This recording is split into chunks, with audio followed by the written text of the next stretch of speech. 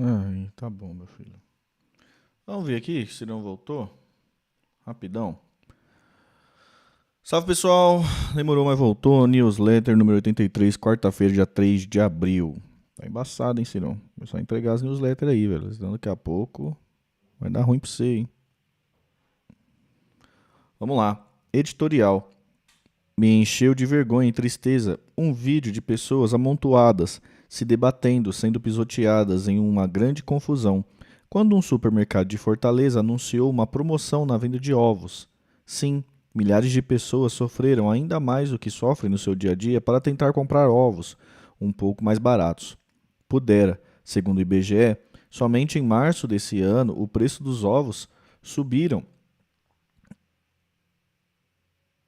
assustadoramente, 19,44%. Pois é, num país que um irresponsável se elegeu prometendo picanha e cerveja para o povo, o que ele entrega, na verdade, é briga por ovos. Aliás, até os ovos são artigos de luxo. O que se vê nas notícias na grande mídia é o povo lutando para comprar carcaça de frango e espinha de porco. Aí, os economistas e comentaristas de televisão, que têm traços de audiência, ficam fazendo malabarismo para tentar explicar as razões da popularidade declinante do presidente da República, medida por todos os institutos de pesquisa. Subornados que são pelo baronato financeiro e pelo volume crescente de propaganda paga pelo governo federal, dizem, por um lado, que é claro o aumento dos juros para reforçar a inflação e que temos o menor volume de desemprego da série histórica, o que geraria maior poder de consumo das famílias e, portanto, mais inflação. Meu Deus! Vale ressaltar, a cesta básica ficou 14,22% mais cara em 2024, de acordo com a Associação Brasileira de Supermercados, a Abras. Somente em março deste ano, a inflação dos alimentos passou de 1%, segundo o IBGE. Tudo isso enquanto o presidente da República diz que quer saber quem está roubando os ovos do povo. É revoltante. Mas me desculpe pela franqueza, não foi por falta de aviso. O mérito central desse debate, a população brasileira precisa acompanhar. A inflação, ao contrário do que acontece no mundo inteiro, onde é um câncer que corrói o patrimônio das pessoas, no Brasil assim não é. Aqui a inflação é um negócio. Essa fala eu disse em uma entrevista para o Roda Viva, da TV Cultura, em 1993, e completei. É um negócio brutalmente rentável para certos estratos da economia da nossa sociedade. Repare bem, 1993 era outro mundo, outro Brasil. O Plano Real surgiu justamente para tentar dissolver essa negociação que no Brasil existia com a inflação. E isso foi feito com sucesso em um primeiro momento. Mas, infelizmente, como todos sabem o que deveria ter sido feito logo depois do lançamento do plano, não foi, por conveniências eleitorais e subordinação aos verdadeiros donos do poder no Brasil, o oligopólio dos bancos.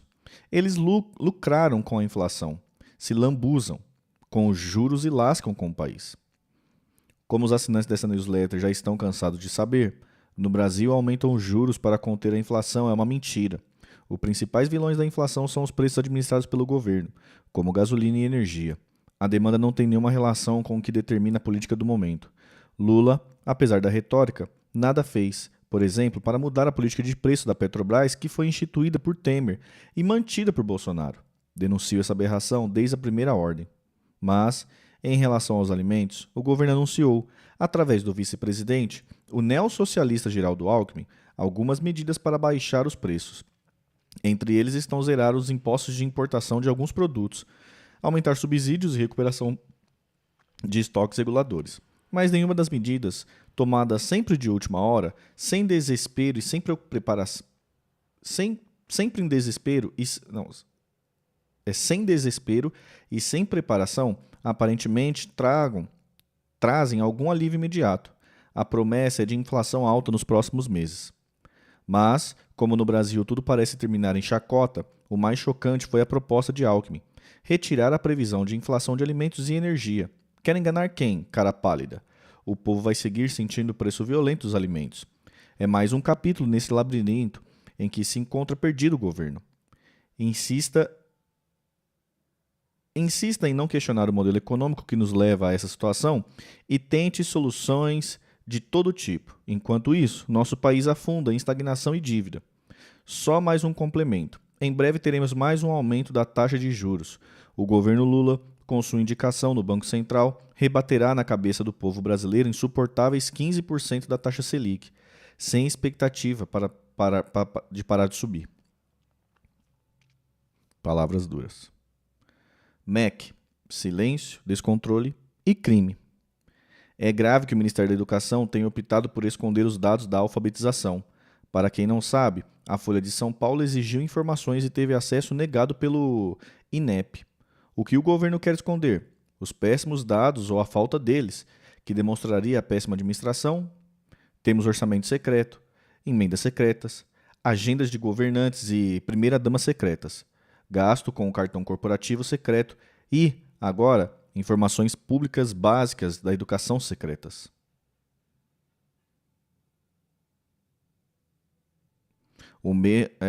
Não sei como é que eu li aqui, mas só li de novo essa parte aqui, tá? Agendas de governantes e primeira-dama secretas, as agendas, tá? O medo do governo de mostrar seu descontrole para proteger sua imagem está, na realidade, piorando a situação. Ainda no MEC, o caso do programa Pé de Meia também é sintomático. Lançado com toda a mídia possível, virou vitrine política, mas segue sem transparência, sem dados claros, sem prestação de contas. Quem está aceitando? Onde? Como estão sendo feitos os repasses? O governo não responde. Mais que isso, as cidades com mais gente recebendo do que alunos matriculados. E, segundo o jornal O Estado de São Paulo, o programa já custou 5,1 bilhões a mais do que o planejado. É uma violência contra o povo brasileiro. É crime. Novo escândalo envolvendo precatórios. É inacreditável a oferta do governo do Distrito Federal através do BRB, o Banco Regional de Brasília, para a compra de 58% do Banco Master por cerca de 2 bilhões do dinheiro público do povo de Brasília. Essa proposta veio depois de André Esteves, do BTG, oferecer um real pelo banco falido. A operação envolveu Guido Mantega, contratado como consultor do Banco Master, que apresentou Daniel Vorcaro, dono atual do Banco Master. O Lula, acho que é ao Lula, né? Que apresentou Daniel Vorcaro, dono atual do Banco Master, ao Lula. O curioso é que as operações suspeitas do Master antes da operação de salvação do BRB incluíram a voracidade com a compra dos precatórios de Lula. O banco tinha uma carteira grande de precatórios e pagava credores individuais com deságio, colocando na conta deles um recebível do governo no valor total. Peraí, isso aqui é uma coisa importante, né? O banco tinha uma carteira grande de precatórios e pagava credores individuais com deságio. Será que é os correntistas? Colocando na conta deles um recebível do governo no valor total. Será que é por conta disso que André Esteves estava disposto a assumir o mestre? Você, caro e cara leitor, sabe que eu fui a voz solitária a denunciar o escândalo dos precatórios que favoreceu alguns poucos amigos do rei no Brasil. Vamos acompanhar o desenrolar do escândalo e a atuação do Banco Central a julgar essas operações com muito interesse. Rapidinha. 1. Governo Lula ameaça destruir nossa soberania. Depois de Lula prometer resgatar a Vibras, indústria de defesa nacional essencial para nossa soberania, seu Ministério da Fazenda ameaça, ao contrário, pedir a falência da empresa. Como se não bastasse, Haddad agora ameaça destruir a eletronuclear, se recusando a aportar emergencialmente 2,1 bilhões por problemas de refinanciamento da usina de Angra 3. Vamos acompanhar essa ameaça de crime à lesa pátria. Veneno a mãe para pagar a agiota. Vendendo, né? Vendendo a mãe para pagar a agiota. O mesmo ministro que se recusa a salvar a eletronuclear quer entregar mais 3 áreas de pré-sal ainda não contratadas nos campos de Tupi, Mero e Atapu, para ajudar o governo a pagar mais juros. Se concretizado, o valor arrecadado não cobriria nem 3% dos juros que serão pagos pelo governo este ano. 3. É melhor ler isso do que ser cego. O ministro da Casa Civil do PT, Rui Costa, comentou hoje, quarta-feira. Já foram assinados 2 bilhões em empréstimos consignados desde o lançamento do ataque ao crédito do trabalhador. A declaração foi dada em entrevista à Rede Eldorado de rádio. Como se não bastasse, o ministro também afirmou que o objetivo do programa é melhorar a renda e diminuir as dívidas dos trabalhadores. Não há limite, aparentemente, na desfaçatez que o governo, querendo aumentar a renda do trabalhador com dívidas e acorrentando trabalhadores a agiotas. F edição? Pois é. 4. Delação premiada sobre as americanas. Durante anos, fui a única voz no país a denunciar o grande escândalo das americanas, mas, graças a Deus, não esteve sozinho na indignação contra esse crime que lesou tantos acionistas e trabalhadores e o patrimônio da União. O Ministério Público Federal esteve investigando durante esse período e conseguiu agora a delação premiada de Fábio Abratti, ex-diretor da empresa. Abratti acusa os bancos que trabalharam com as americanas de ocultar intencionalmente as informações das dívidas do risco sacado da empresa, como já havia sido anunciado aqui. Os acusados são principalmente Itaú e Santander, mas tem mais. Vamos compensar o revelador desse escândalo novamente aqui. 5. Tarifaço de Trump indica abandono da globalização pelos Estados Unidos. Parece que a velha ordem do livre mercado e globalização está sendo morta simbolicamente pelo novo presidente norte-americano. O tarifaço de Trump indica que a ordem do dia do livre comércio foi aumentada pela ordem de reindustrialização, pelo país mais poderoso do mundo. Resta saber quando voltaremos a ter uma política tarifária que vise os interesses de nossa reindustrialização e não das indústrias dos outros. É isso, então. Palavras duras, hein? Eu ia até falar pra vocês assinarem aqui a newsletter, mas, pô, tá chegando com uma frequência muito baixa, né? Então, sem merchan hoje. F merchan. Aí tá aí. O que tá acontecendo, né, Cirão? Sempre muito bom te ouvir, mas...